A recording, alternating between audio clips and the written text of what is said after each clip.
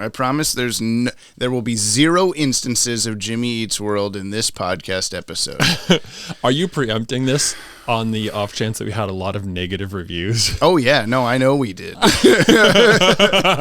This is Dylan Pollock. I really hated that, and I am no longer listening to the podcast. I sound like Cartman for some reason. No, I don't want you to do like a... Making fun of Dylan Pollock? Yeah, that's not what Dylan does. No. You're right, Dylan doesn't do that. Welcome back to...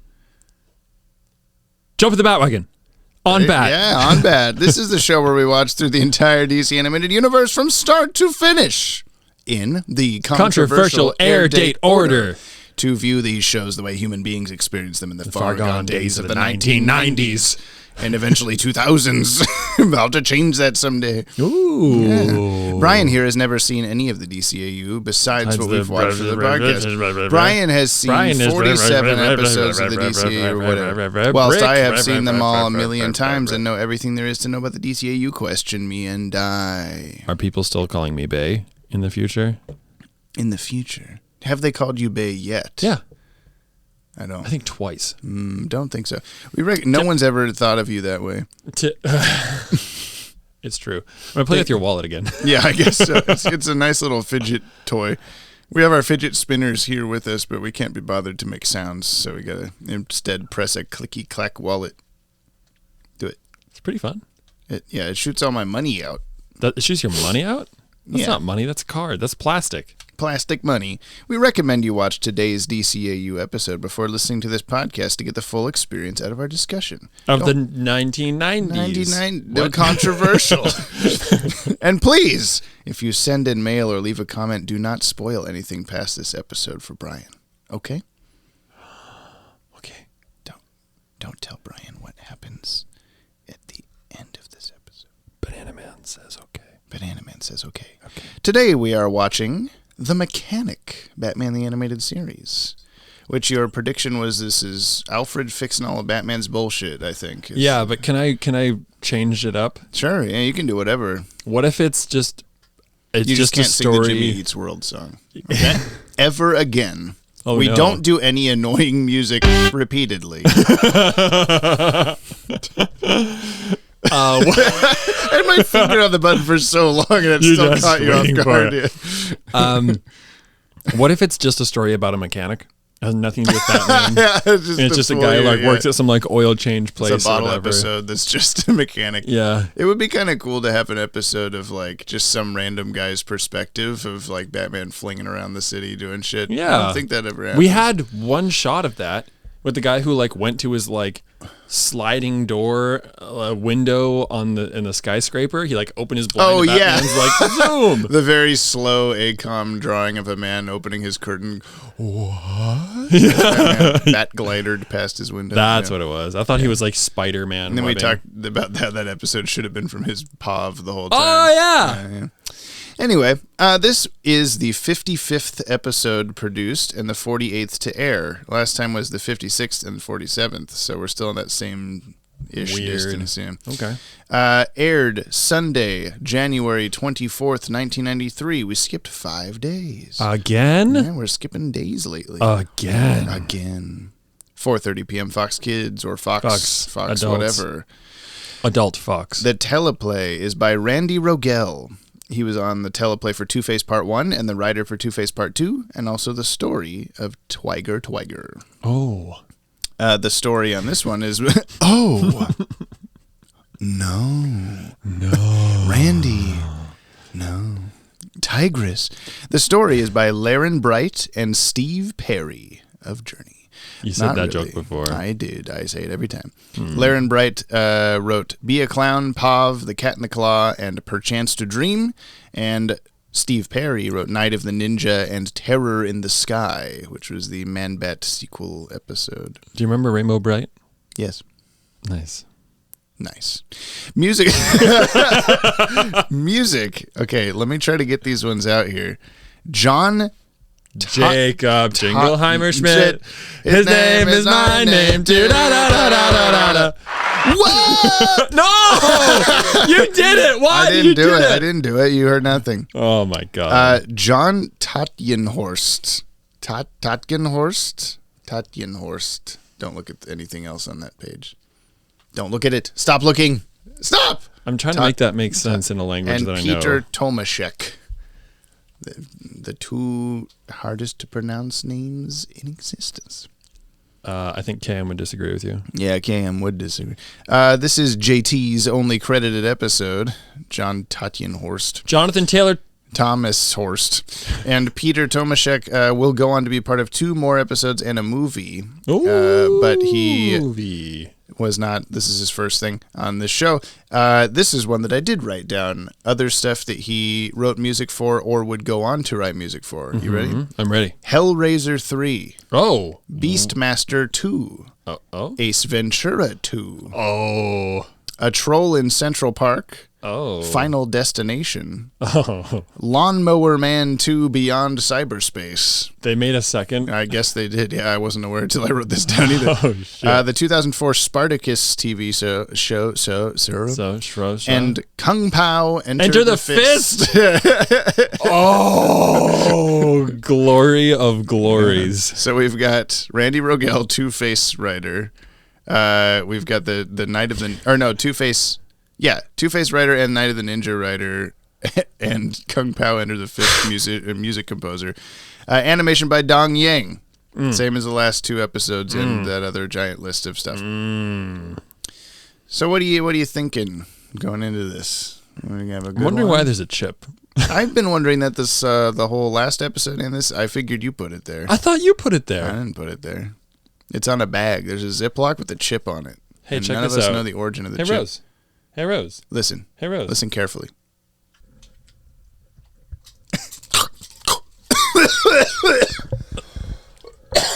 Really nice. She made me cough. Did you guys like that? that? Max wants a chip. Uh-oh. We got to end it. No, we're almost done with this intro. Back. Holy God. Holy heaven. Max needs a chip. Oh, my goodness.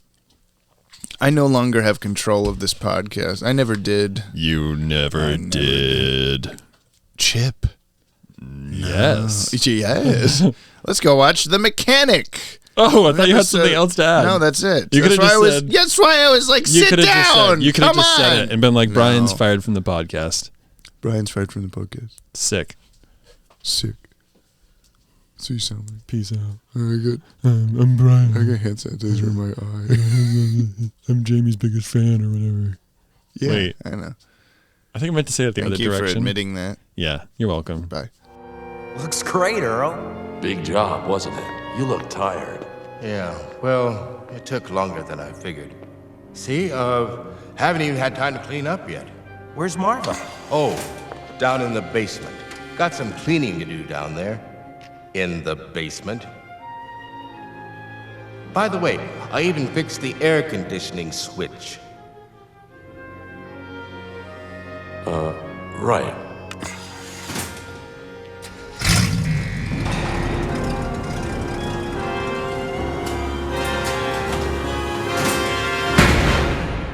You did good, old man.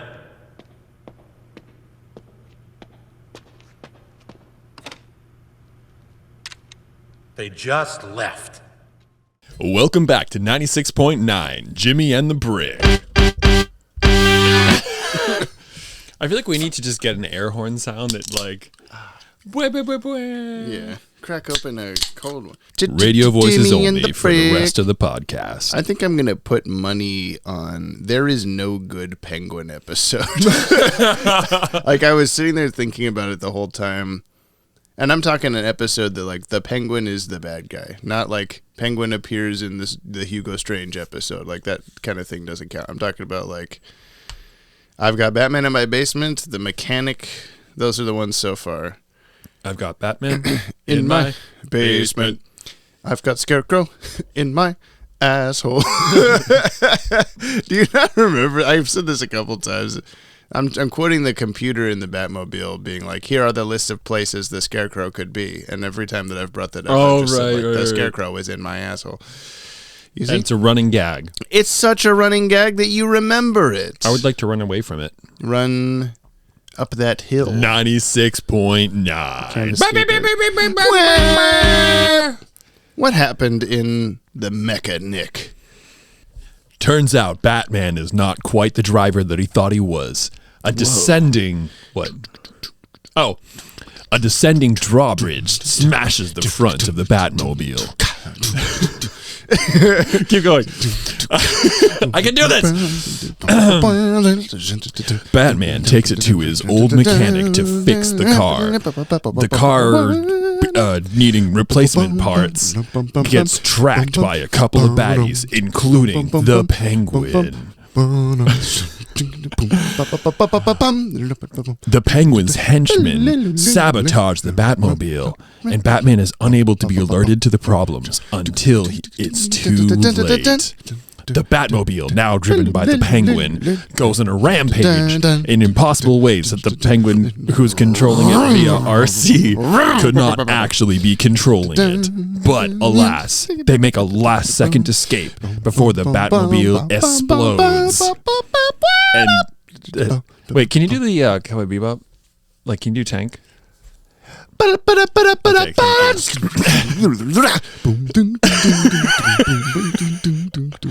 I think Brian's about to be done describing the episode. Okay, 3, 2, 1, here I go.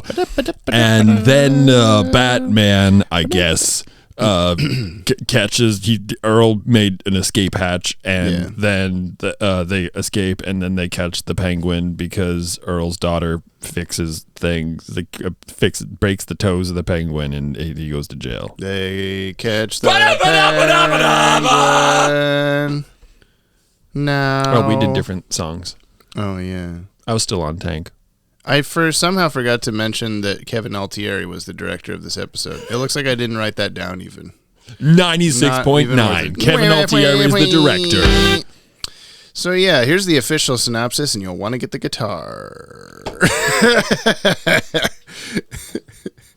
Reaching for the guitar. Going to move his microphone down. What are we playing today? Give me some like, kind of more upbeat. Whoa. Very out of tune. Very. What happened? Let's pause that for a minute. That's better. Instatune. Brought to you by Jump on the Bat-Wagon.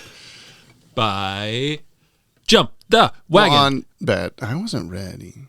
I don't know. There's something a little more upbeat than our usual campfire song. You know?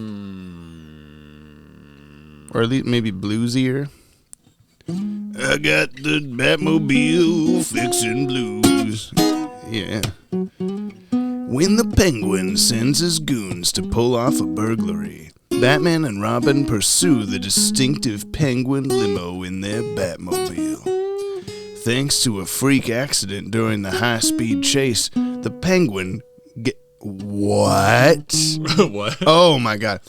The Penguin gang gets away, but it's comboed into the Penguin Gangets. 96.9, the Penguin Gangets. The Penguin gang gets away, and the Batmobile is virtually demolished. And so the Dark Knight must do as he always does in this situation. Turn to Earl Cooper, the former automotive engineer who designed the present version of the Batmobile. Cooper has financed and outfitted by... let me start that sentence again. Penguin Gengets. Cooper has been Wow! It's 10 p.m. Cooper has been financed and outfitted by the Batman with his own secret body shop. There, Earl works on retainer, always on call to repair the Batmobile in emergencies like this one. However, when an employee of one of Earl's suppliers turns out to be an informant for the Penguin, the felonious fowl is able to make the connection between Batman and Earl Cooper.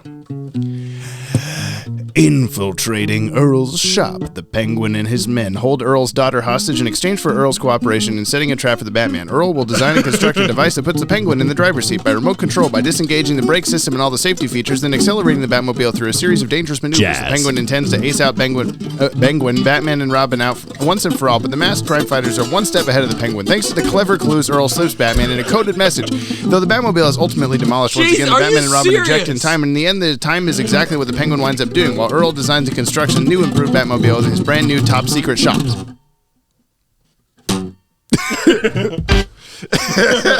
I cut you off like a conductor. Like, stop. Stop.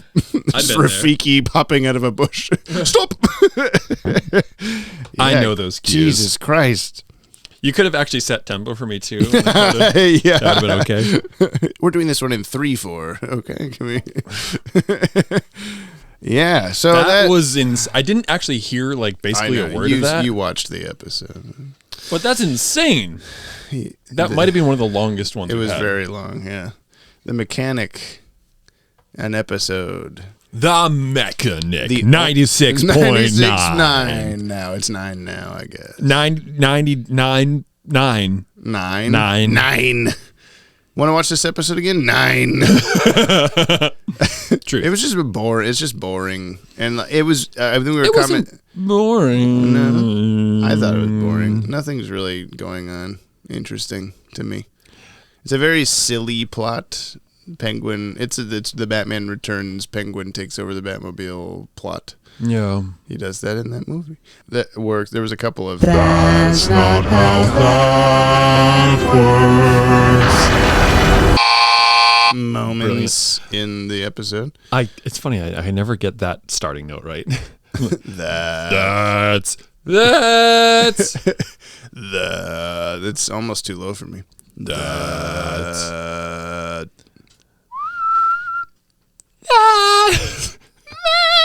Ooh. I don't know why I can. Anyway. Just the only thing that sticks out to me that seems important, sort of, about this episode is just the like, oh, cool, Batman's Batmobile used to look like that, and Batman was also wearing a different costume in those flashbacks. Like he didn't have the oval around the bat and stuff. The biggest thing that got me was the Batman face in the front of the Batmobile. Yeah, which is a very like classic like 40s comics Batmobile design. So that's I'm sure a reference to that. And there will be something later that maybe I will remember to discuss because it's kind of minor, but that sort of is a weird continuity issue with the Batmobile design looking like that at that point, and Earl Cooper designing the Batmobile to look a different way. But continuity.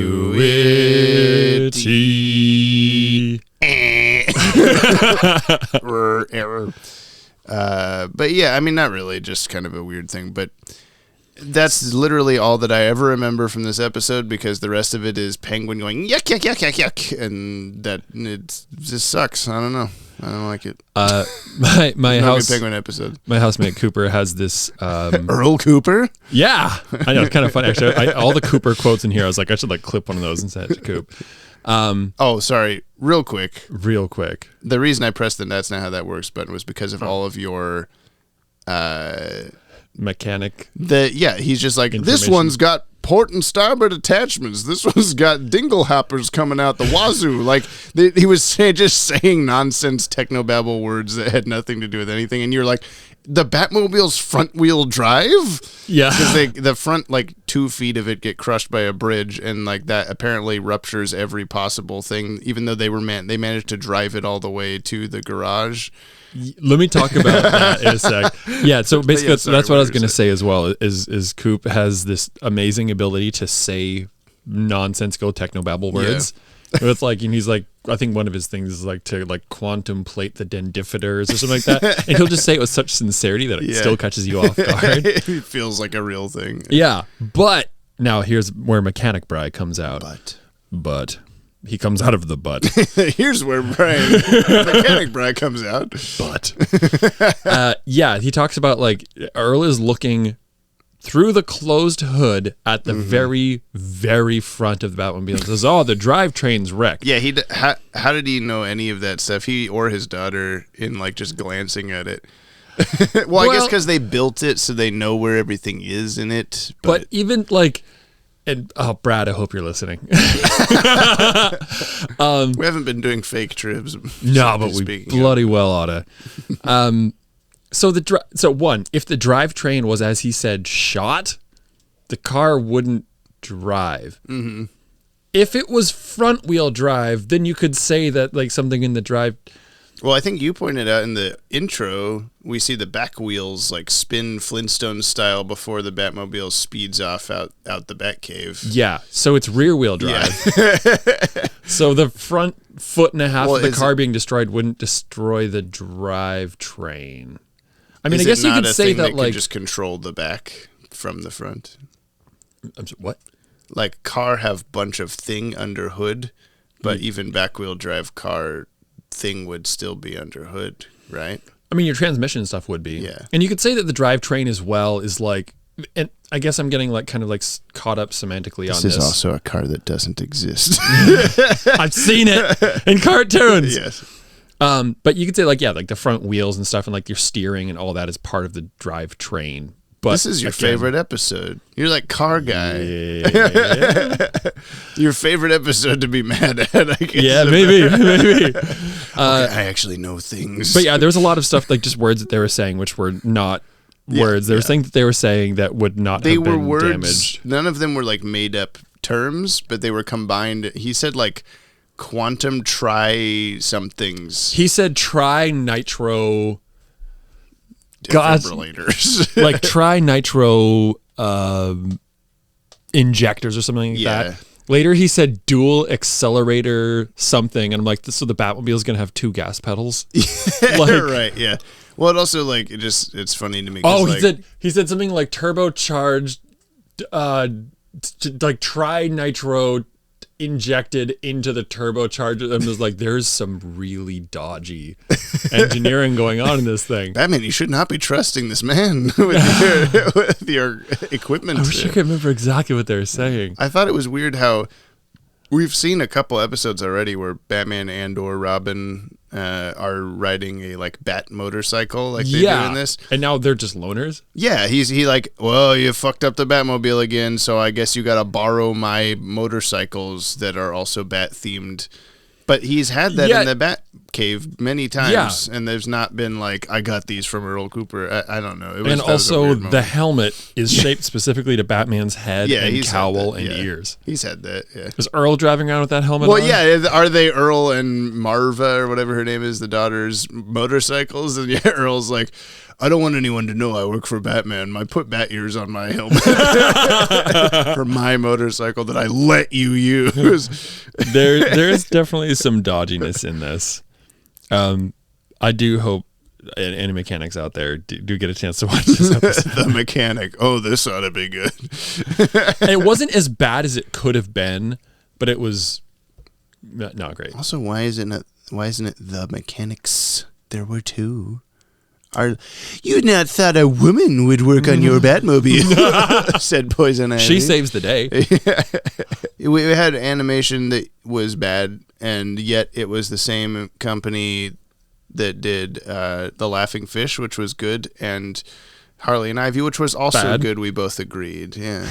And just all 3 of them looked very different from each other. They did. They looked super different. It was like maybe they assigned different teams or something on each one to get them done faster. I don't know. Very well. It was weird, but like, yeah, I thought it was just. I think that's part of what makes me not remember or not like this episode is like because it looks bad. It's bad. Yeah, close enough. James is 1 syllable, and one person. Multiple James. Multiverse, the DCAU Multiverse Revisited. Go watch now on the Watchtower Database YouTube channel. Also, what if your whole, I don't know, proclivity... What about my whole, Brian? But... that scarecrow. What if your whole proclivity for making multiples of you on screen at the same time comes from the fact that your parents gave you a name that was pluralized? James, yeah. I am the James. There are James. should have just named you James. Yeah. No. Oh. Yeah, so the animation is bad, and like the penguin's face is particularly bad throughout this whole episode. It's really bad. It's like they can't figure out like the proportions of, because he's got his little normal eyeball and he's got his big Mr. Peanut monocle eyeball. Yeah. And then, but like some of the shots, both of them were giant, and some of the shots, both of them were tiny. And there was also that guy that he brought in, Rundle or something, Grundle, basically. He just looked disgusting. Like, and it wasn't necessarily like the character design. It was just like... It was just his Grundle. Yeah, it was just his Grundle. Glossing over that one, there was one scene where, what was the mechanic's daughter's name? I think Marva or something. Okay. We'll find out in the credits, but yeah. He, like... The penguin grabs her, and he's like suddenly way taller, 12 feet tall, 8 feet wide. He's this huge Goliath. And then, like in like the next couple scenes, he's just like, I guess proportioned. I guess they had to make him look like foreboding or menacing or something, because like she's definitely so they made him weigh 1,000 pounds. Yeah, I don't know. Well, the shot of him like. They pass on the highway and he hangs out the window. First, the car farts on the Batmobile. It makes a fart sound. it goes in front of it, and then like some clouds come out. And it was like, what? Why? The Joker was he had his own remote control. Yeah, later he'll shoot a swordfish at the Batmobile and he'll start laughing. He farts on the Batmobile, and then when he was leaning out the penguin himself farts on the Batmobile. Just walks up and then walking there. Hey, you'll never catch me. But he's leaning out the window. He looked particularly like poorly drawn, and I don't know. It's just like both penguin focused episodes. Not to mention his ACOM appearance in The Strange Secret of Bruce Wayne. He's just looked really sloppy and bad. I don't know. It makes me not. It's like. Penguin's a cop out. Yeah, well, I just feel like it's partially due to the fact that they like were studio mandated to like make him look like the Danny DeVito version, so they couldn't do what they wanted necessarily. They made a 14-foot tall Danny DeVito. God help us all. I have got 2 words. Okay. Penguin looks terrible. But like I don't know if that has anything to do with it, because it's like this is also a very Danny DeVito Penguin act that he's doing. But like it just seems like everyone talks about like, oh, all the bad guys, like Batman on Batman the Animated Series is really fleshed out and good, but like all the villains too, they're so like well written and the best versions we've ever seen. Who says that? The world. I don't know. The world is wrong. But like the Penguin specifically so far has just been not well done. I don't know. Like there's nothing interesting about him, and he's laughable. He like flexed his whole like, surely you've heard about my weaponry. Yeah, my umbrellas that you know about. Yeah. They're dangerous as fuck. One time I stuck one in a keyhole and it melted right out. The whole thing just disintegrated. While we're on this tear, we need to get in a tear on the guy who like got sent down the river in the rubber duck. Yeah. I guess who Batman drowned. Returns thing, the giant river duck. He like he's just like, hey, I was doing this research and I found these parts I thought like cars don't have those parts, so it must be the Batmobile. And like, why would you ever make that assumption? Well, I like how he says all those things. He says like someone's been buying weird car parts, and then I think it's the Batmobile. And you said, why? Do you think that? And then immediately exposition. It's like, tell him why on the cartoon. It's like, well, that was the best thing the cartoon did, actually. They answered your question, but even still, but they didn't answer the question. Even when he explains, it's like, well, every time that the Batmobile gets broken, how would that be public knowledge? Yeah. Well, it's like every time they're driving the Batmobile down the street, there seems to be nobody around except that one lady hanging out of her car, yeah, and the guy hanging out of his car in Harley and Ivy going like, "Yeah, watch where you're going, you fucking asshole." The Scarecrow. He's in my asshole. That was something that actually Jordan Blumen has kind of cued me into with like the Gotham City News GCN. Yeah. The Batmobile was seen on the bridge the bridge closes on the Batmobile. Shouldn't the front of it be either the bridge mechanism is broken because a car got lodged in there? Yeah. But whenever you see here's the damage, the bridge part is not there. Like how they couldn't have backed out the Batmobile. No. Anyway, what I was saying is that like Jordan's really like brought that to my attention of the idea of like pay attention to the surroundings and what's going on, because the city's awareness of Batman. Yeah, which sometimes it's apparently really good, and most of the time stuff is impossible. Yeah, well, like this guy would. There's no reason why this guy would be like. Does he know of the Batmobile? Does he know how it's built? He could be anticipating that some supervillain would want this information and is paying really good attention. Like maybe he'll pay me lots of money or something. But instead, he gets sent down a toilet. Yeah, toilet.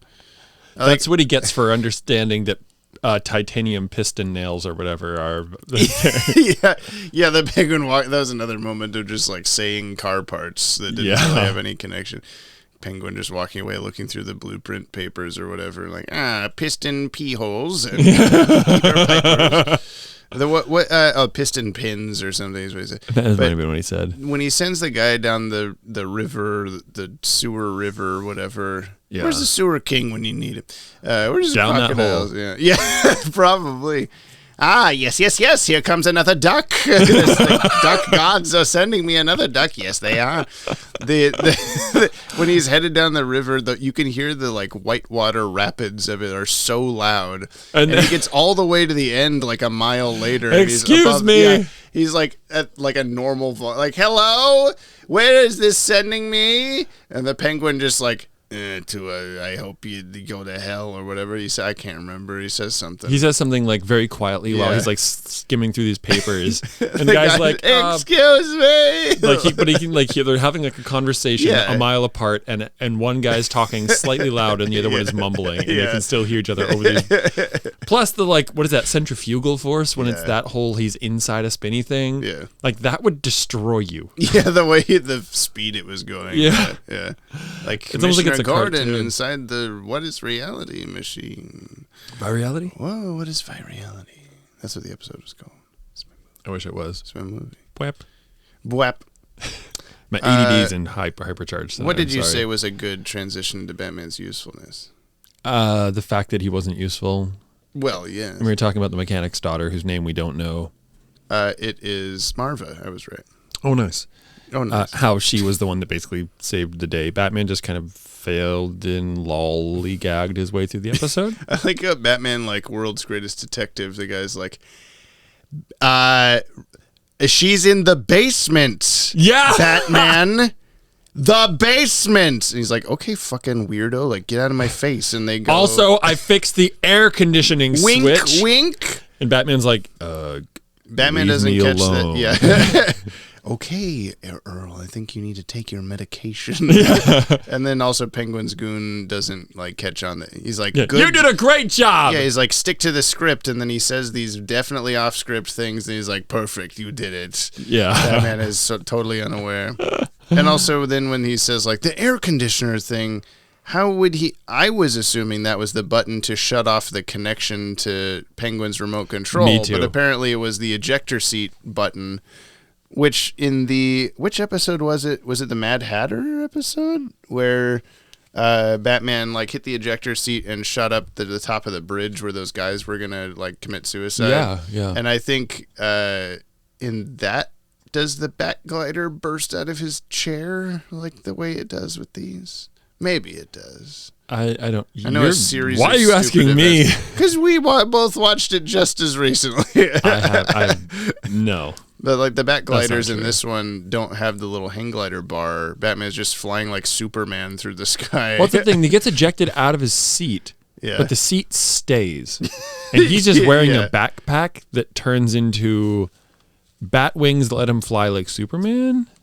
James has got something in his in headphones. ear. I thought it was like an ant or something, because sometimes there's ants in here. I'm surprised there's not right now. I'm going to jinx it. I'm sorry. And I knock on all the wood. Let's talk about the cast. Let's talk about the cast. We got Kevin Conroy as Batman. We have John Delancey as Batman. Eagleton. That was his driver, Penguin's driver. Oh. John Delancey plays Q on Star Trek: The Next Generation. Are you familiar with this character? I know Q from James Bond. No.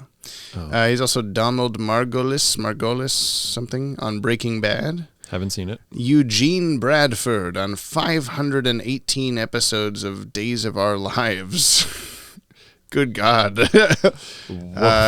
But he was also he plays Dark Booty on Invader Zim. Agent Dark Booty? On Invader Zim. Oh, that's the best thing he's done.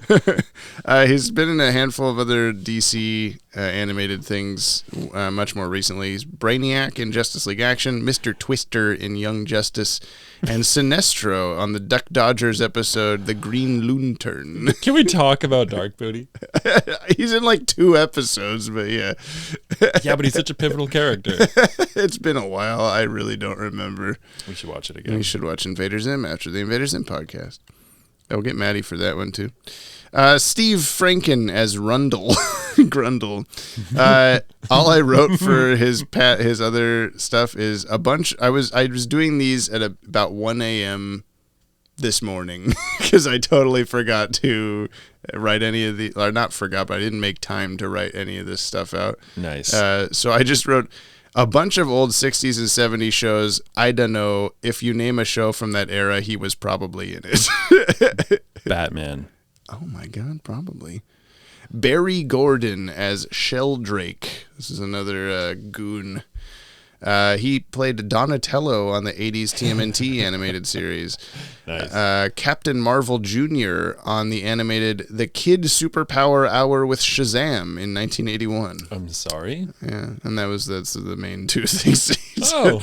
I think this guy, yeah, he was, no, maybe I'm thinking of someone else. Forget I said anything. Lauren Lester as Robin. Candy Brown as Marva. There was nothing interesting on her IMDb. Sorry, Candy Brown. Walter Olkowicz as Falcone. The only thing of interest was to you. I have to write this down whenever it happens. He was in 5 episodes of Night Court. Night Court. Night Court, your favorite. Talking your about childhood Richard favorite. Mole. Richard Mole. Mole. I was about to do the Austin Powers thing, and you're doing it. You're really doing it. Paul Williams as Penguin, which you asked, like, who did his voice? That voice just sounds so, like, reminiscent. And it's not, though. No. He's the Penguin. He wrote Rainbow Connection. The Penguin did. And Paul Winfield as Earl Cooper. He had a recognizable face to me, but I couldn't figure out why, and these may be why, but I don't know for sure. He played General Casey in Mars Attacks. General Casey? Ed Trexler, who's a cop in the first Terminator movie. And Captain Terrell in Star Trek II, The Wrath of Khan. So if any of those mean anything to anybody, that's who that is. Trivs. Yeah. Medium trivs, mid trivs. Okay. In the shot of the airplane taking off, this is at the Gotham airport. What did that sign say? Like, Gotham, the playground, America's playground or something. Playground. What the fuck? I don't know. No, actually. The Joker's playground, maybe. In the shot of the airplane taking off, there is a clearly noticeable hair on the bottom of the screen. When the animation is reused, this time with the Batmobile instead of the plane, the hair is still there. I didn't notice. Maybe it's gone in the Blu-ray. Who knows? The idea of Penguin taking control of the Batmobile derived from Batman Returns, as well as a large duck that Penguin sends Arnold to his doom in. Big duck. Big duck. Ending a sentence, the preposition. The license plate Penguin rips in half refers to Gotham, the Dark Deco state. Dark Deco was the term used by production crew to describe the show's Art Deco style. Oh, okay. I was kind of wondering. Yeah, I said it was very brief. This triv I enjoy because it relates to something we say a lot on this podcast. The truck from which the Penguin's men shoot the tires during the second chase with Batman. I think it was the truck that you said, The rims turn into jelly beans? The rims were bending, is the same model as the lorry Batman used to destroy Red Claw's plague in The Cat in the Claw Part 2, right down to the flammable logo on the back. So this is the truck that explodes and the fire hand reaches out of it to explode the other helicopter or whatever was going on in that scene. Man, it's so famous and I didn't even know. Yeah. So I thought that was fun. Okay.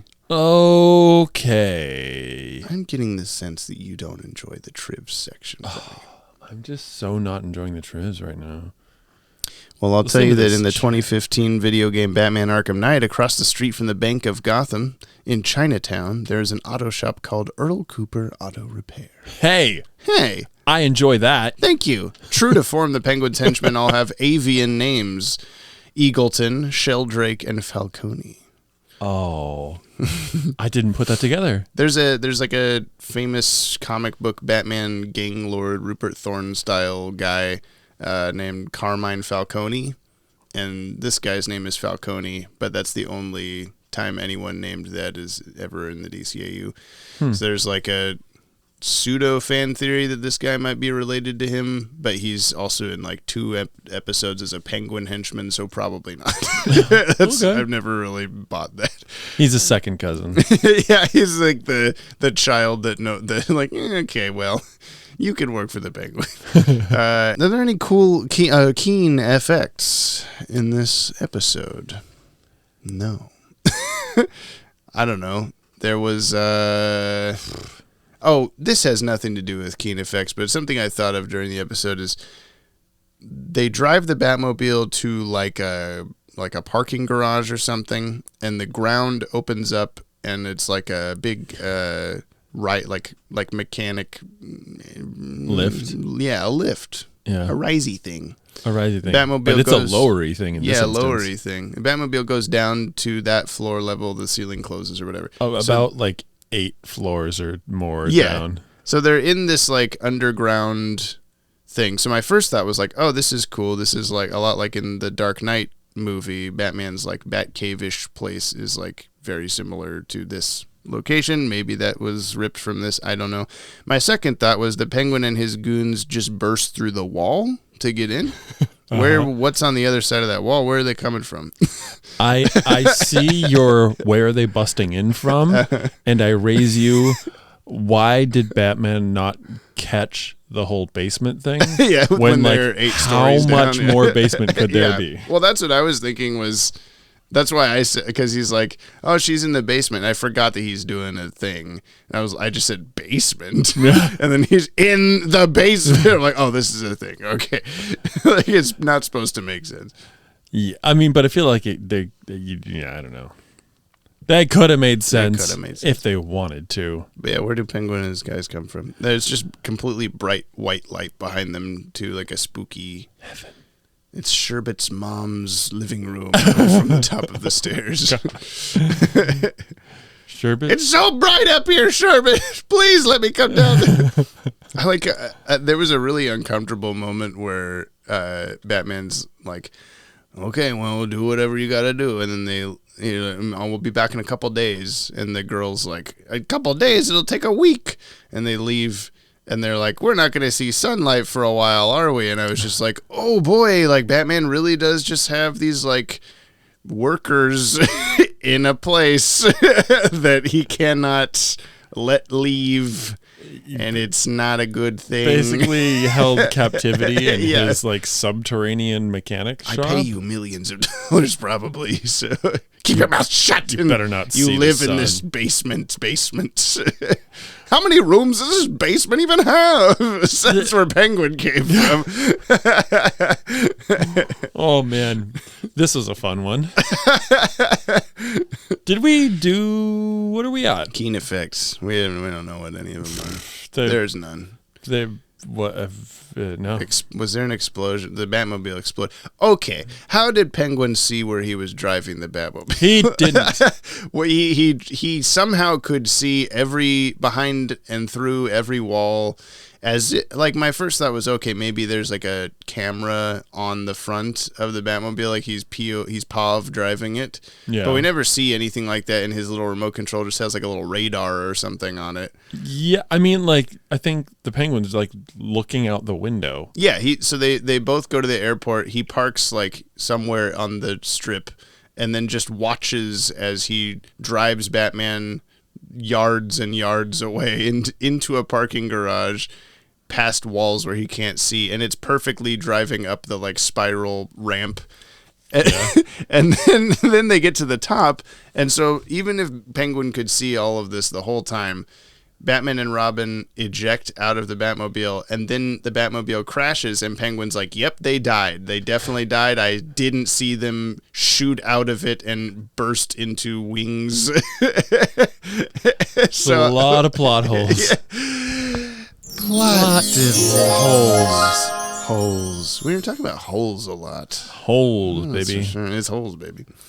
Do we even have a subtitle for this episode? I don't know. There'll be something in here. I'll pick it out when we listen. Boy, oh boy, I hope so. Batman's usefulness rating? Not good. He's been slacking. He hasn't done anything impressive in a while here. Did he do anything? I mean, I guess, Earl sort of, like, he figured out what Earl meant by air conditioner. That's all he really did. But, like, Robin and Marva took out the Penguin. Yeah, and Batman also, like, in 2 episodes in a row now, the Batmobile gets fucked up in the first 2 minutes of the episode. And Batman just goes, oh, dang it, and goes away. Good point. I don't even know what I'll give Batman 2 again, loner bat cycles out of 10. Okay. I know one for you if you don't think of it. I don't have one. Oh.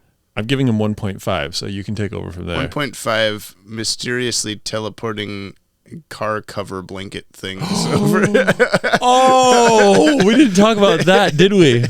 That wasn't in Trivs. No, it wasn't. Yeah, let's set the scene. So Earl is like just finished up. He's just finished up doing the mechanic work on the Batmobile.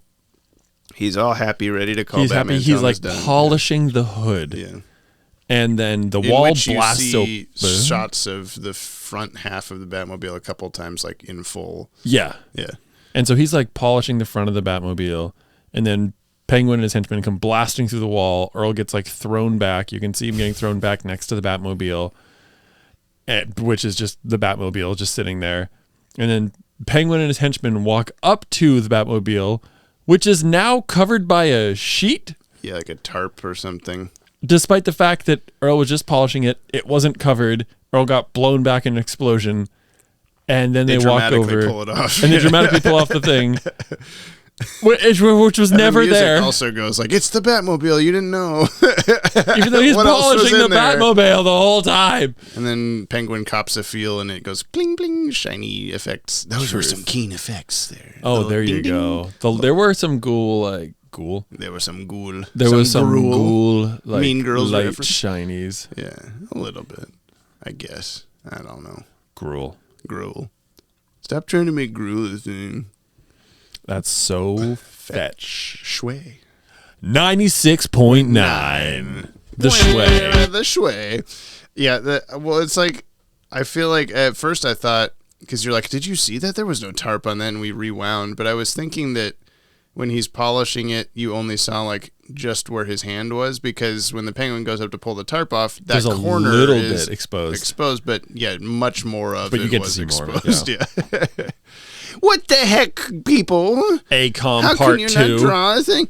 It is funny that we tear apart that minuscule of things when it's like it doesn't affect the greater episode in any way, and we're just like. But at the same time, we're just being $250,000 per episode. Like you can't draw some little better things maybe sometimes. I was talking to Dan Reba about an upcoming episode, and he's like, that piece of shit was episode 50 or something like that. Like he's like, they was that far into the thing. Like even he was surprised that it wasn't like the bad ones weren't earlier on. That's what I keep going in my head of like, of course the first few episodes of Batman kind of suck, and then they get real good. And then so far it's just been like one real good episode among like 5 or 6 clunkers. Clunkers. We're going back. This is a clunker. Harley and Ivy was good. This was a clunker. This was definitely a clunker. It was a clunker. A clucker. Because he goes, Rock, I'm the Penguin. Kiss off. You dumb cluck. Books or hip-hop. This was a books. It was a book. It was a book full of Batmobile blueprints. It was like, an auto manual. The Autobahn? What did Penguin say about like a reverse Autobahn? Do you remember this? Is that just a road with speed limits all the time? Yeah, there's cars. There's only cars, and the pavement drives on the cars. But I swear he said that he's in his like penguin throne, and he's mad about some pre-scene thing, and I swear he says like a reverse Autobahn and steps on the thing. I don't know. Maybe I hallucinated that. Your brain was trying to come up with something more intriguing. Do we put this on the top 10? No. Do we put this on the bottom 10?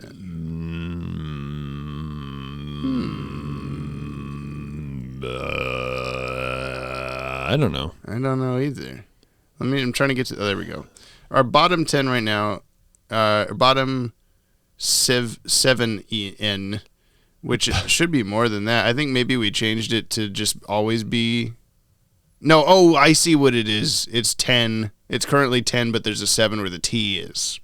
7N. Okay, I got it now. You got it. Does this stack up with the badness of the following episodes? Prophecy of Doom. I've got Batman in my basement. I mean, it stacks up musically. Because it's the same music. The Last Laugh, The Clock King, Be a Clown, The Cat and the Claw Part 2, It's Never Too Late, Mad as a Hatter, The Underdwellers, and Cat Scratch Fever. I'm realizing now that we agreed that the Underdwellers would always be at the bottom of this list. So I'm putting Cat Scratch Fever above it. Cool. But I don't think this was as bad. No, as I don't think any so of either. these. It was like I think it was just boring.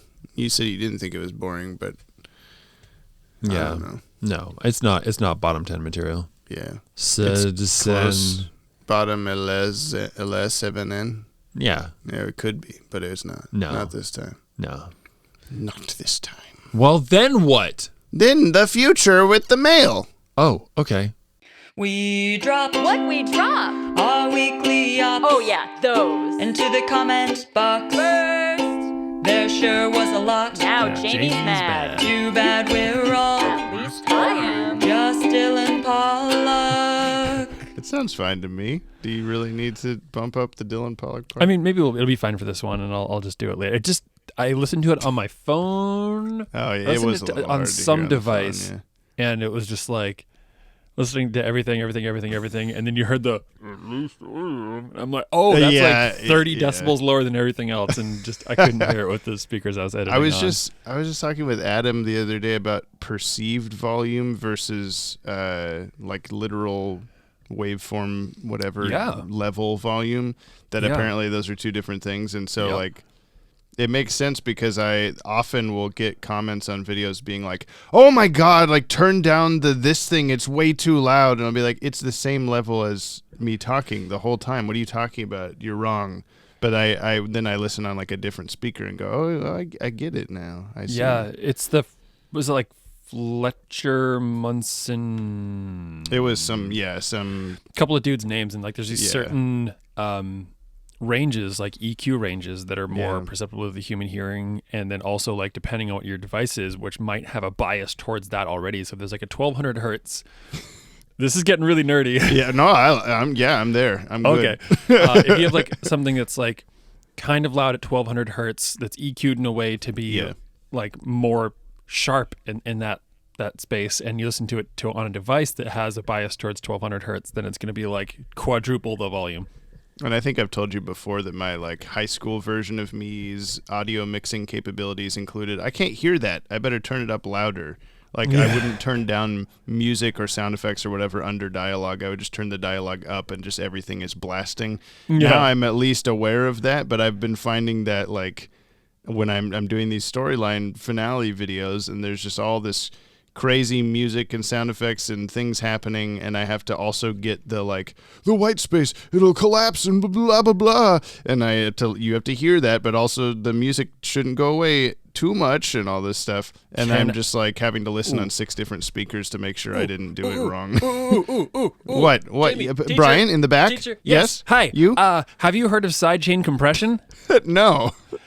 Okay. And listener, if you ever done anything with this is the mail segment. Continue. Have you ever done anything with more professional quality production? You need to know about sidechain compression, which is essentially, like, in video world, you might know it as ducking. Okay. But you can basically use a compressor. Oh, wow. Like, you're going to have to look this up. Look it up specifically with how you're editing. Okay. But you use a compressor and you, like, send basically the audio from, like, the voice that you want to hear above everything else. Yeah. You can kind of loop that through in a way that when you specifically talk, it'll send a compressor and, like, limiter or whatever you have set up, so it'll actually get itself out of the way each time you talk. Automatically. Yeah, and only in the space where things are, and with, like, the natural influx of the human voice or whatever instrument or whatever you're using. Like, that's a lot of how, like, DJs use it for that really, like, pumping bass sound where the kick drums goes and everything seems like it kind of gets quieter. That's, like, an extreme version of sidechain compression. Okay, I might have to look into that because I'm doing that manually, basically, and I feel pretty confident in it now, but, like... Oh, my God. Sidechain compression. Look into it. What? You mean that's better than having 12 tracks of audio that I'm manually cutting and ducking down and back up every time? You know, as someone who's, like, struggling to make the time to make these big videos happen, I bet you that would save you a day. And that's always my last step on the videos too, is this stuff, and I'm always going like, there's gotta be a better way. I'm in black and white and I'm dumping spaghetti all over the place. All over my head, like the Joker and Harley and Ivy, which is the episode that we are talking about the mail from right is now that where we're in this segment called Yoppie Mail. Here it is, right? No, wait. Just play the song again now that we're actually going to do the mail. Anyway, no, I'm glad to learn about that. I'll have to actually look into that when I'm not in the middle of everything else. Yeah. But maybe for virality. No, you should do it sooner than later, honestly. You have time. You made time for yourself for this trip you're taking. Yeah. Give yourself like an hour to learn sidechain compression, and it will save you so much time. On no computer that I have. I guess I could just watch some tutorial video or something. Yep. Anyway, this is from Jeremy Wormwood, sending a funny thing, like the Sewer King. But I don't remember what Jeremiah Diet Riddler's voice sounded like, so I'm just going to read this email. It says, so I'm not the only villain who gets gifts from Batman.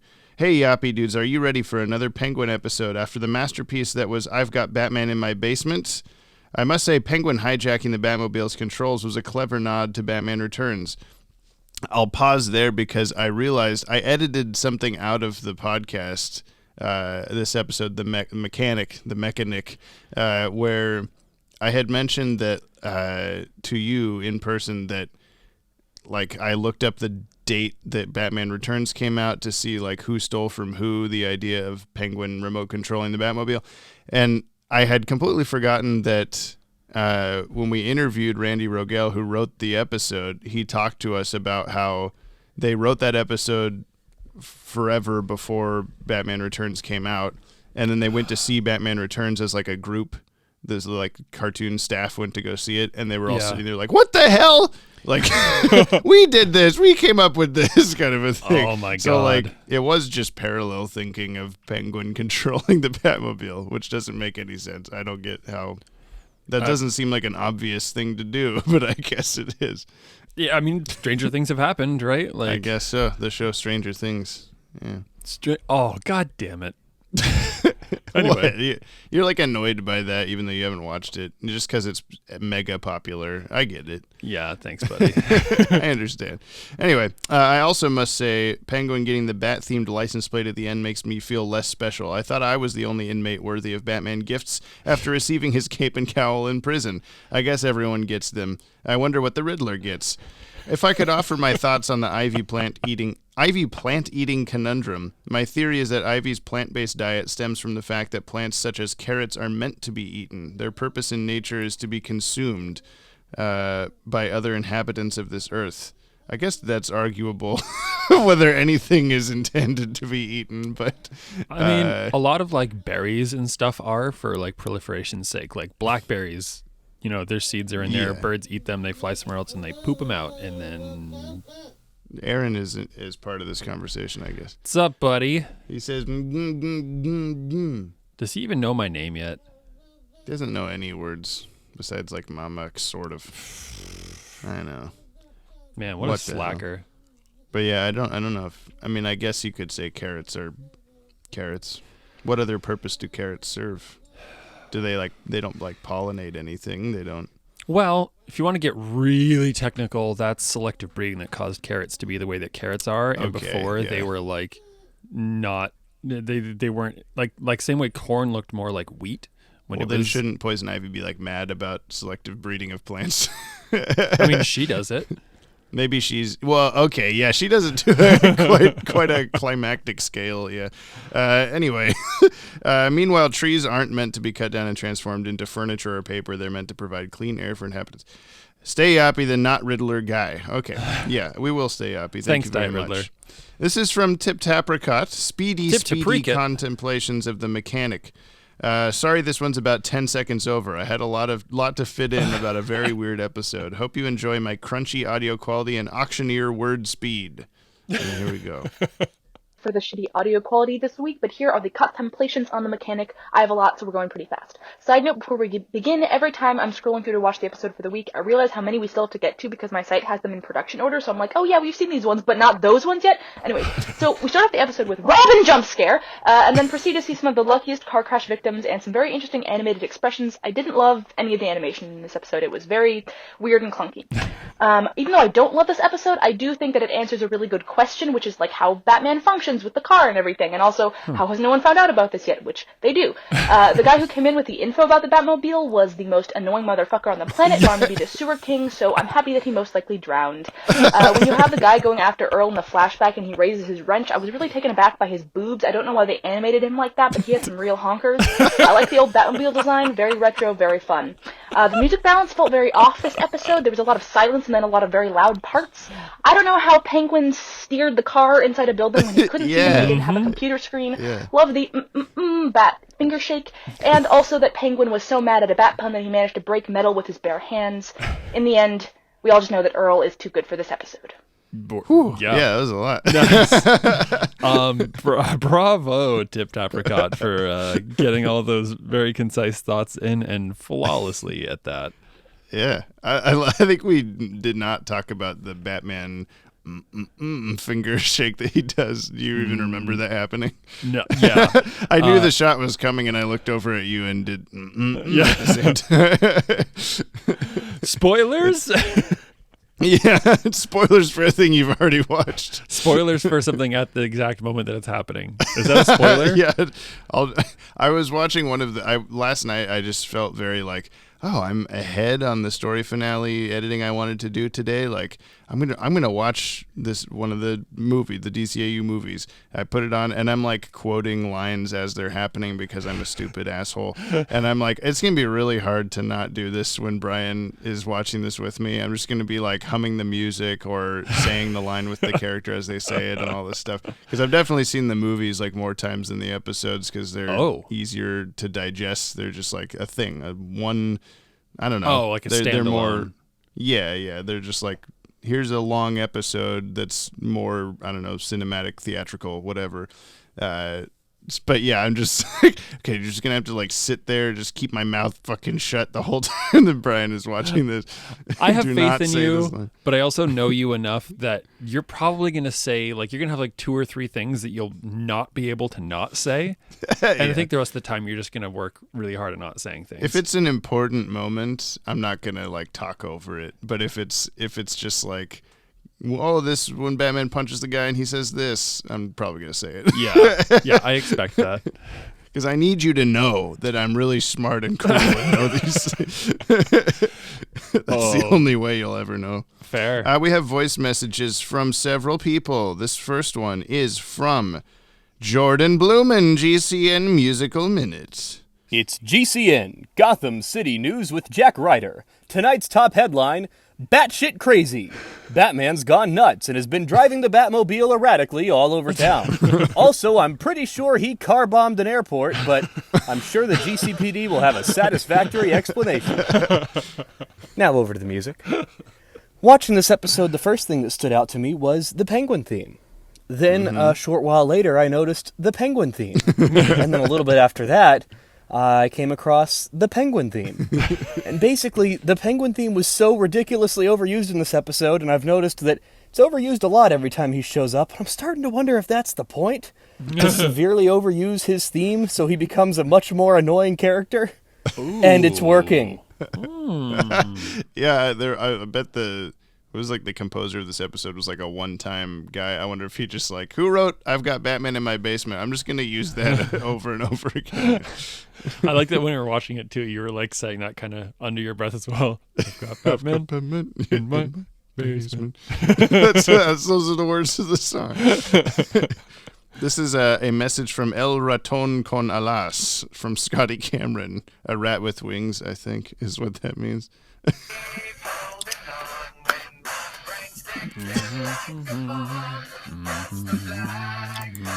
That is for Jamie, since he doesn't like corn. Hello, Yoppie dude. El Raton Canalis here.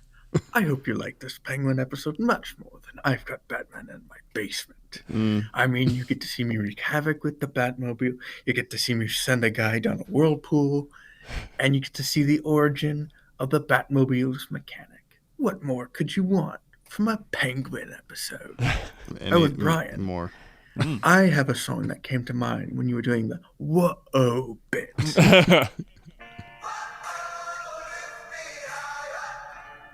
Elevate by Papa Roach. You know the gist. I could be Dylan Pollock acting like the Penguin from Batman Arkham City, or it could not be. Wait, is that what Papa Roach sounds like now? I was just about to ask that same thing. That sounded like a much more recent, like pop alternative pop, hipster song. Although they were barely like, they were rockish, I guess. Yeah, but like not what I agree, not what I expected. This one is Get Out of Bat Dreams, Get Fixing Bat Car from Dylan Pollock.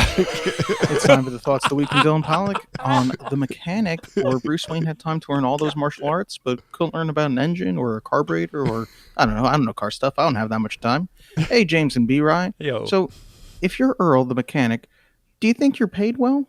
Does he overcharge the hell out of Batman, knowing that he's just got all this wealthy backing behind him? So. He must know that the guy's actually just rich and there's not a bunch of backers who are Batman's sponsors. Otherwise, he'd have decals like the NASCAR guys. Oh, I too feel like Mr. Rundle, where my life is spiraling when I'm expected to return to work. That poor guy. Yep. Also, James, you're the guy who knows this stuff.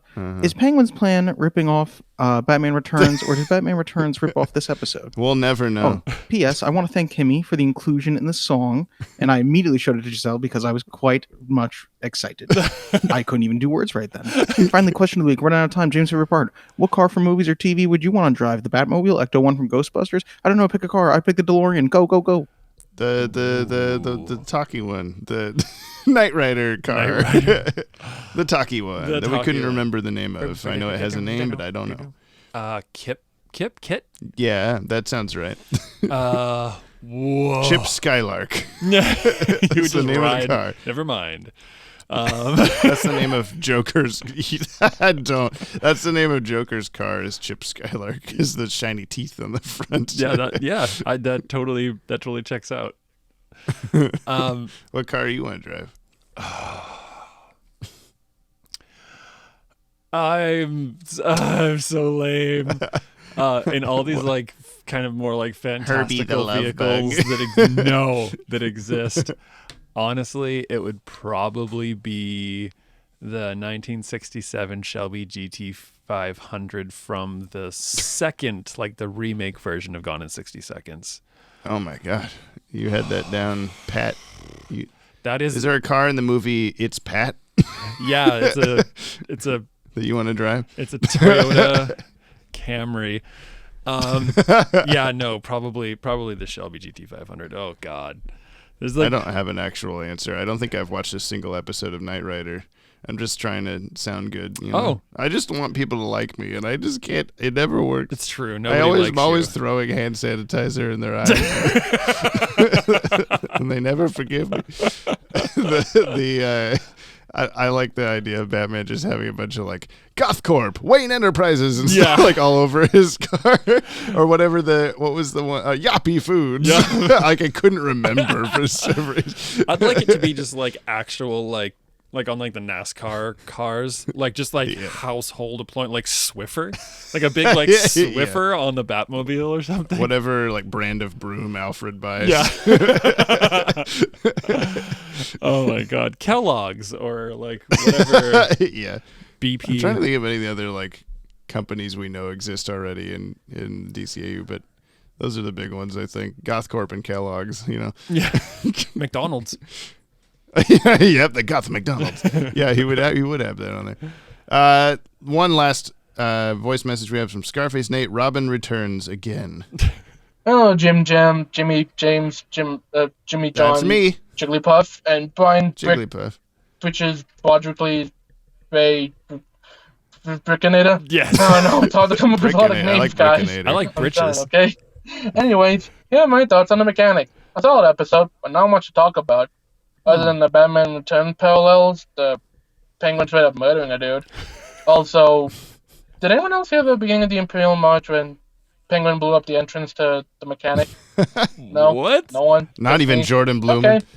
Also, suddenly here comes the Robin. Again. And not doing anything of importance. Again. Okay. Yeah, not much to talk about. But concerning life itself, I will be trying to stay consistent with voice messages, but this will be the last one before I get stuck with a lot of college stuff, so you may see me in the comments more. But so yeah, wish me luck on that. Stay happy. Break all of your legs on college things. I'm just gonna go with, because it's not a performance, like good luck with all the college things. Oh no, you jinxed it. Shoot. Yeah, no, you're not asking for advice, but I'm gonna give you advice anyway. Don't wait till the last minute. I'm very much a deadline-driven person, and that's not the thing to do in college. Don't. That's wait coming till from the last minute. someone who graduated college in 1914. So yeah, and things were a lot. You know, we had like abacuses, and like we had to sharpen our pencils, and but the basics of it, nothing's changed. Like iPads didn't even have batteries in them; they had to be plugged in. It was awful. Yeah, those 1914 iPads really sucked. They did. They were so heavy. We've come a long way. Yeah. School is tough and hard and good. Yeah. Also, are you going to school in Big Bus? Just try to get all the listener to like move this way. Yeah, I think that's kind of a requirement at this point. If you've been listening for nearly 50 episodes, you have to move to Big Bus. Yeah. First, you have to find out where that is. Not hard to do. Probably not. I also realized especially because what you were talking about, the dark room thing. Yep. You just said the name of the town like 6 times, and neither of us caught it, and I had to edit it out. Yep. Anyway. Yeah. I mean, which isn't really like I think it's just kind of like the fun lore, but still, come to Big Bus. It's whatever. And also, I messed up the. I'm going to make a slight correction here. Ha ha ha. The gallery opening that I talked about last episode is actually on Saturday the 3rd, not Friday the 2nd. Oh, okay. 6 p.m. Be there. Or be there. just be there. There. You just be there. Okay, sounds good. Those are the only options. These are comments on the last episode, Harley and Ivy, or Senior Trapezoidal Doorstep Marshmallow on the Podtower. I always love reading those titles back to you.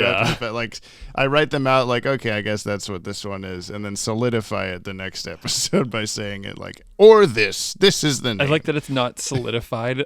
Like, you've published it. It's out there. Everyone can read it, but it's not solidified until the episode after when you read it. Loud, yeah.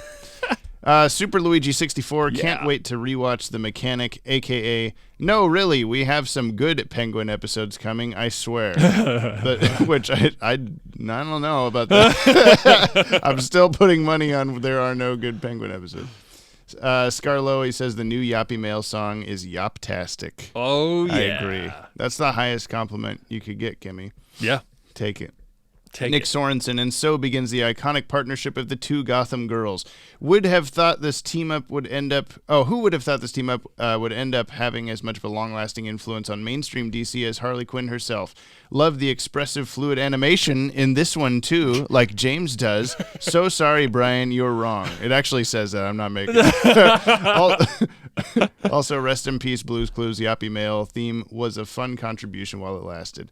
It was. I am sad to see it go, but I'm also ecstatic for a listener submitted song to the podcast. Yeah. So I'm looking forward to playing it. Maddie Washburn, please stop ruining Jimmy Eat World. You've done this bit so many more times since I posted this comment. Cut it out. The soundboard is better. Why won't it stop? You're welcome, Maddie. Well, you know. We'll do it again, I'm sure. Scrudge. Yeah, boy, coming back. I really feel like Batman's usefulness is like a historic low in The Mechanic. He kind of bumbles his way through the opening car chase, ending in him totaling his vehicle, I guess because he somehow couldn't see the bridge was lowering. Then he just doesn't even register Earl's subtle clues in the garage. And then it takes him right to the end of Penguin's Batmobile joyride to remember what Earl said, though in fairness, it's a good thing that Batman didn't press the AC button earlier while they were underneath the plane, which would have shot him and Robin to break their necks on the bottom of the hole. Overall, I give Batman's usefulness 1 farting penguin cars out of 10. Oh, God, yeah, we should have gone for that one. Yeah, well we talked done. about the farting car, but yeah. Oh, my God. KM. Writer Randy Rogel wrote both Two-Face episodes before this, but you might know him as a guy who wrote most Animaniacs songs. This is true. I don't think I've mentioned this to you. He wrote the this country, this country, this country, this country. Oh, yeah. Yeah, I don't know the words because I never watched that as a child, but I know the song exists, and that you would be happy to hear that. He wrote lots of scripts for Animaniacs 2. Another interesting thing I can find about him is that he wrote 7 episodes for Muslim superhero cartoon The 99. It was kind of a Muslim X-Men ripoff, but I'm planning to watch it because lots of good DCAU writers worked on it. Nice. And I have some nostalgia for it from my childhood. That's cool. I didn't know this existed. No. Where did we see it? Yeah, The 99. Steve Perry doesn't have too many TV credits, but he's a sci-fi writer who wrote some Star Wars and Alien novels. He also wrote a few Conan novels.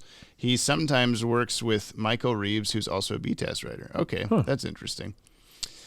To answer Dylan's question, my favorite vegetable is a potato. My least favorite vegetable is artichoke. But don't worry, James, I understand you. I don't like corn with a K. 2, I don't understand why they're so popular. I don't know how we didn't make this corn joke when I said corn, because we'd already done the corn TikTok. But sometimes we're bad at our jobs. I don't know. Yep, and better jokes. And also, God, how did I not say potato? Oh, yeah, that's much better. Well, it's a tuber, though. Does it count as a vegetable? That's the thing. Vegetable is like this overarching thing, but it's rice is definitely not a vegetable, though. You were like, rice, I think, but that's not a vegetable. Meat, I think. I think I like meat, but that's not a vegetable. The vegetarian whose favorite vegetable is meat. Yeah. Ham. They also say, finally a good penguin story. I don't know, but it's much better than his first episode, but that's not saying much. I enjoyed this episode. I think it's surrounded by better episodes, so it feels a bit underwhelming on the retrospective. If it was between Off Balance and What is Reality, instead of Harley and Ivy and The Man Who Kills Batman, I would have liked this episode a lot more. I think that's probably true. Our perspective is probably skewed a little bit by the surrounding episodes, but I mean, it's kind of our job not to be not to put be, off yeah. by that. Yeah. We're still tearing apart every single episode, no matter what, so it doesn't matter. God, we're terrible people. Bikeanon says, introduction spiel change. Okay. Brian has only seen episodes of Batman the Animated Series and is committed to experiencing, even if it means being dragged kicking and screaming, the entirety of the DC Animated Universe. I think something along those lines is pretty good. It says what needs to be said. Ashley Tutchin, Peter Davison is also the name of the actor who played the Fifth Doctor in Doctor Who. I didn't realize he moonlit as a composer on B-Test. That's two different guys. I'm also pleased to know that long after I'm gone, my legacy will live on thanks to Ashley Tutchin is Australian being written on Brick's wall. Speaking of which, I'm glad to hear some love for Australia's own The Weekly Planet. Oh, and point of interest, in her current main universe solo comic book series, Ivy outright confirms she's not a vegan, and if anything, she's a carnivore. She even calls out some vegan farming practices for being ecologically destructive. Finally, I think it's funny that after watching the Batmobile zip around for nearly 50 episodes now, Brian's first thought when he hears the mechanic is, oh, well, Joker makes stuff. I guess the Joker-ness aisle just left a lasting impression. Oh, yes. Well, yes. we had, I think it was some, I don't know, I think it was Dreams in Darkness. Batman crashes the Batmobile into some trees after hallucinating Robin in the middle of the road. And just leaves it there. Yeah, and then I said, we will see, like, the guy who fixes the Batmobile or something like that. Yeah. And then we finally did. Yeah. It's come flooding back to you. It's also really easy to say in hindsight, like, oh, it's funny you didn't think of this. But like, yeah. It's funny you didn't think of this thing when you're being bombarded with literally every piece of lore of everything all at once. Yeah. Cole Papadakis says, in and around the 80s and 90s, Batman had a mechanic that fixed the Batmobile and made stuff for him. But unlike in the show, which was Earl Cooper, the comics had Harold, and Harold was a mute hunchback that lived in the Batcave. I do remember this. Yeah, I feel like there's many reasons why they probably didn't go with that. A little bit out of amazing touch there. Quick aside to the previous comment. It's funny that Ivy could have the gall to talk about like the unsound ecological destructiveness. Destructiveness of like vegan farming when like. Let's just turning talk people about into trees. Well, let's just talk about how detrimental it is to like farm cattle. Oh yeah, all the things she could pick. Yeah, yeah. That's a bad argument there. I wonder who wrote that comic issue. Like someone who doesn't know about farming, or just like trying to make it. I don't know. Everyone reads too far into like comic book writers trying to make statements with their comic books when comic books have been political since they started. But that's somebody trying to say like, actually vegan practices are stupid and bad. It could be. But I don't know. I've never read it.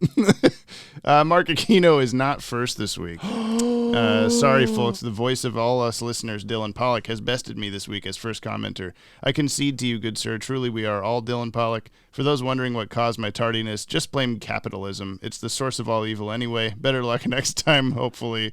Please forgive me, my beloved Bay brother Brian Brickabrack Broderick Braggadocio. Break into electric pee-pee poo-poo. Oh, and the episode was okay, I guess. Oh, and there's a correction. It was actually Wency 209. My mistake. Salute to you both. Banana Man says okay. We'll forgive you, Mark, next time. Of course. Bow Sprightly. I would absolutely love to watch an episode all about Alfred fixing Batman's bullshit. Yeah. Batman walked miles and miles with a wet bat glider back to the Batcave, and Alfred would get, God damn it, man. Yeah. You're making me do this again. Like they just go straight like New Yorker. Damn it, Bruce. God damn Get your wet bat glider out of here. Alfred, what happened to your British accent that you're voiced by an American actor? You can do whatever you want. Hey, just leave me alone. I gotta fix this shit. Dylan Pollock, dudes, beats are great. As my grandma said to hype them up, they make your bowel movement red. Perhaps not the best hype man. Also, we're sleeping on potatoes. Also, we're all sleeping on potatoes, a god tier vegetable. Is it a tuber? I don't know. I'm so willing to host a top 10 debate on the top 10s, and as an unbiased judge, declare winning episodes. Okay. man, this animation for Harley and Ivy is so bad. Is the absolute garbage worst. The worst. ACOM level's bad.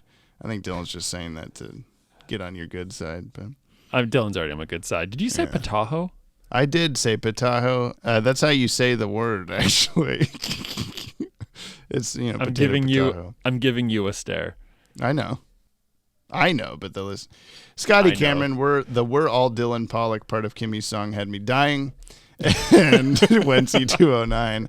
I love how Jammy Jam Jam and Brian Brony Bro go slowly insane as the podcast goes on. I fucking love this show, man. Yeah, that was the in-person ones. We get a little more insane, I think. We do, don't we? Having to watch multiple episodes in one day, and we're just being around each other. I think the energy gets a little bit cuckoo. Do we get a little manic? It's all the time we spent filming together, and then after 12 hours or 14 hours of filming, then you just kind of absolutely crack. And maybe that we've just broken something so that we're in person. That energy's we just start there. Remember when we were in the warehouse for 16 hours and that guy parked his car in front of the green screen, and we went to the hardware store and bought dollies to move the car, but then he finally showed up and moved the car, and we could start filming 8 hours later than we wanted to. Oh my God.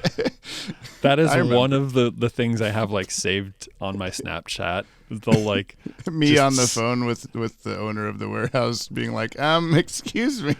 Yeah, there's that one. There's that conversation film, and then the very next one is you just smiling in a blank space where the car used to be, and me just screaming at the top of my lungs. Yeah, that's good. Whenever those come up, I think you said them to me every year. Probably. That's all the mail. Okay, well, that's a good mail. Do we return in time? Time vortex? We need a time vortex sound effect when we travel time. We time travel vortex. Our weekly time travel vortex. Whatever is next.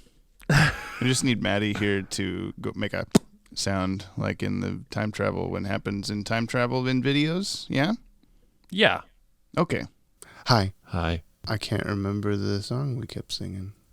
That's good. I've already forgotten. We're stopping there. Yeah, thanks for listening to the podcast, everybody. Yeah. I'm gonna read off the name of the next episode to Brother Broderick Bay, otherwise known as Bay, and he must guess what it is about.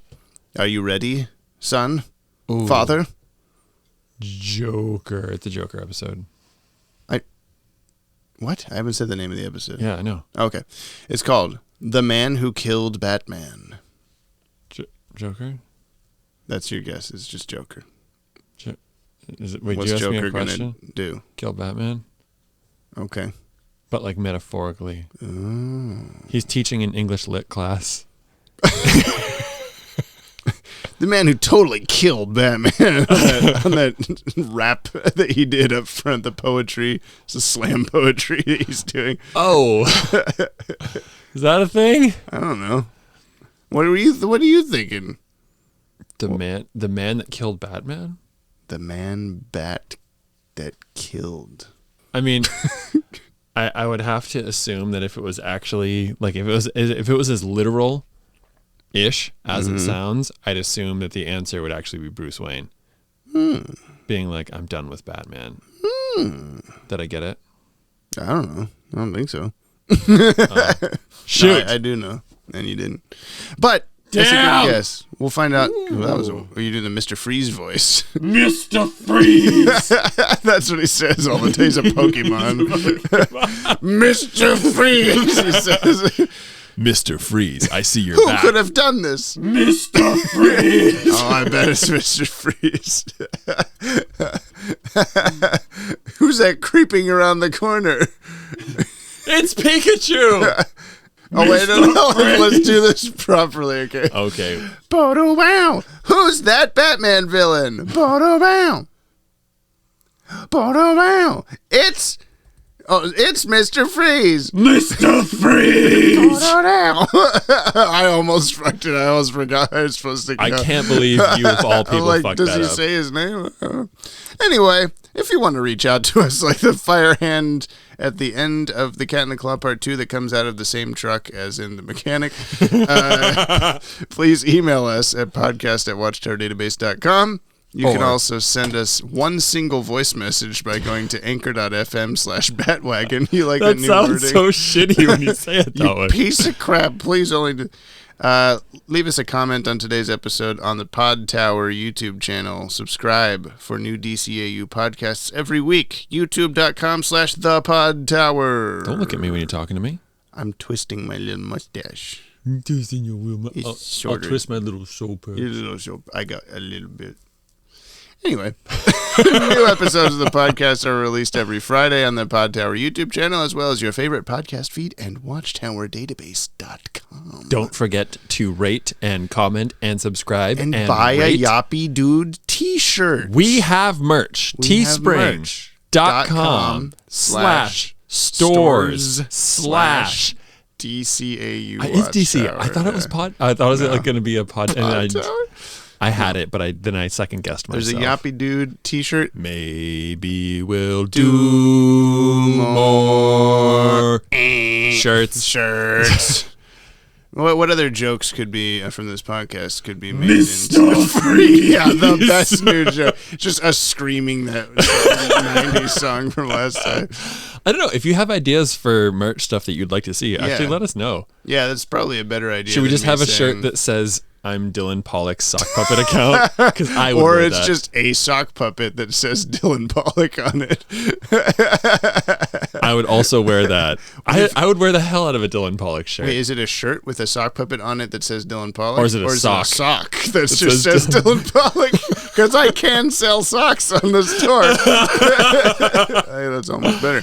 Anyway, yeah, the if you have merch ideas from like inside jokes or things even if they're not, let us know, comments, email, that kind of stuff. Yeah, what if we just have Bullock screaming "Get up on the Hydra's back"? Or that's a dumb one. No, that's a bad one. That's a terrible idea. Mr. Freeze, he's picking up the thing. I can't wait for Mr. Freeze to show back up and for us to have already forgotten that.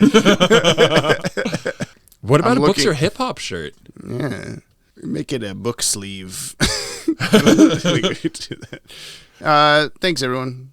We'll see you next week for The Man Who Killed Batman. Wow, that sounds heavy. That sounds like an episode we will watch tomorrow morning. I can't wait. We could do it tonight and be really sleepy. Nah. Goodbye, everybody. Thanks for listening, listener.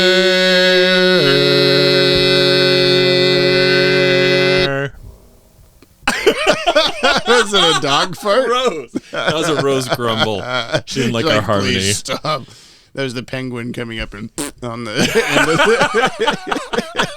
it. You'll never catch me, Batman. Love it. I'm gonna miss this place. Only till you see the new one I'm setting up for you. But this time I had my backers set up dummy corporations to order the parts through, so no one can ever trace you again. Yeah? Wait till you see the new Batmobile. It's gonna have tritium thrusters, dual accelerators, fuel-injected turbo boosters.